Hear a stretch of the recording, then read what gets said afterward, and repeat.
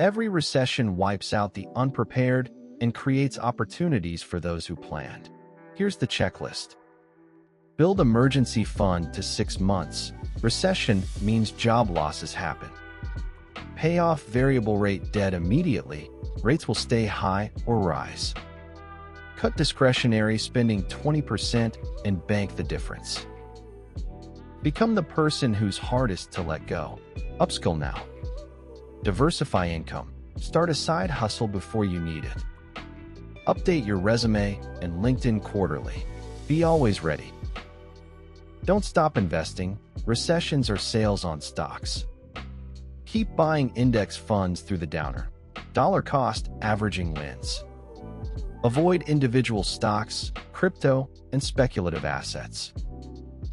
Recessions create opportunities. Real estate gets cheaper. Businesses are for sale at a discount. Those who prepared become more financially powerful post-recession.